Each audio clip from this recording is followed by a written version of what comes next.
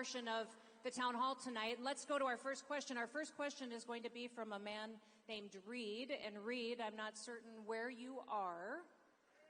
Where's Reed? There he is. Hi, Reed. There he is, over there. Nice looking guy. And Reed, I believe you're a Navy SEAL, correct? No. No. Okay, no. I got that wrong. No. All right, thank you very much. Good evening, Mr. President. My name is Reed. Hi, Reed. I'm a single father and Iraq War veteran.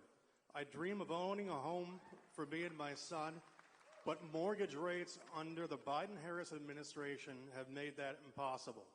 What can you do to help make home ownership affordable again? All right, good. It's a great question, and a lot of people have this question.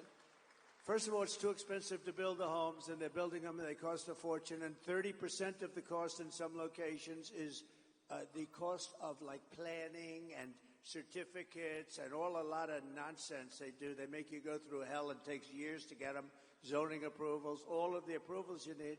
We're going to get rid of a lot of that, but most importantly, we're going to get interest rates brought way down. You know, we had interest rates at 2%, and now they're 10% and you can't get the money. We had 2% and there was plenty of money for everybody. And, you know, I call the home part of the American dream. We're going to create the American dream for young people and for older people, too, by the way. We're not going to forget. I mean, I happen to be a very young man, but we're not going to forget the older people. We're not going to forget the older people. By the way, no tax on Social Security benefits for the older people. For those.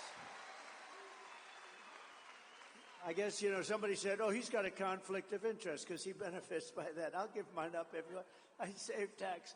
But, no, we're going to do that for the older people. That's a big deal because you've been eaten alive with inflation. And all I'm doing is getting you back to even. I think when we do that, we're probably just getting you. You know, you have fixed income, and you went up numbers like 30, 40, 50, depending on what they include. You know, they like to say it was a 20% increase. It wasn't. It was 30, 40, and 50, depending on what they want to include. So we're going to do that. But, Reed, getting back to you, we're going to drill, baby drill. We're going to have so much energy. And we're going to bring prices down because, you know, your prices are up. Don't forget, the damage is done. We have the worst president and the worst vice president in the history of our country by far. And let me tell you, she is worse than him. And he's actually, I didn't think I'd ever say this about anybody. She's actually, you take a look at it, she's more dangerous than him, but he's actually smarter than her. I never thought I'd say that. I never thought I'd say that. But look, we're going to get it down. We're going to drill. We're going to get the energy down. When the energy comes down, prices are going to come down. All of that prices, because, you know, when they say, oh, although they had very bad inflation numbers last month, you saw that. Very, very bad inflation numbers, despite the big, you know, they did this big drop, probably too big a drop. I'm not going to get into that. But we're going to get the prices down because the damage has been done. If we had no inflation now, such damage has been done. The highest, in my opinion, the biggest inflation in the history of our country.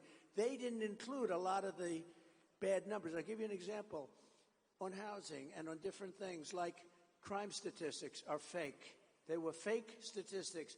They didn't include some cities that were really bad. So the crime looked like it was just bad as opposed to being horrific.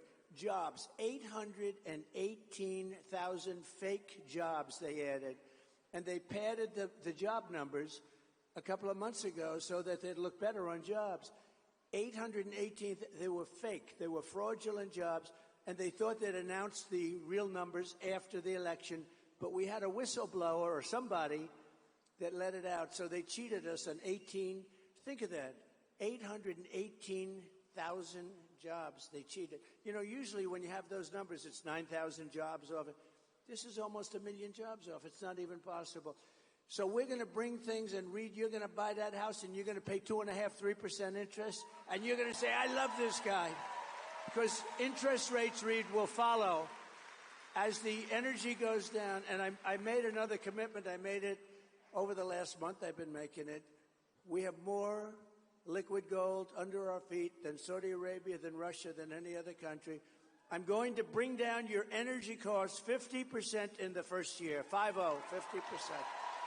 And I better do it because I'm all over the place saying I'm going to have problems if I don't get it done. but we have all the capacity to do it. Nobody else can make that statement.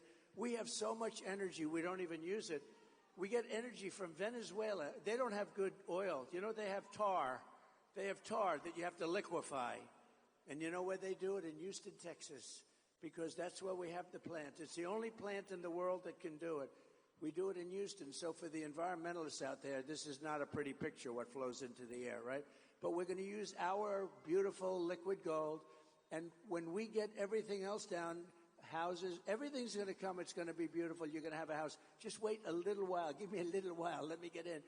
1 year from January 20th, we will have your energy prices cut in half all over the country. Thank you.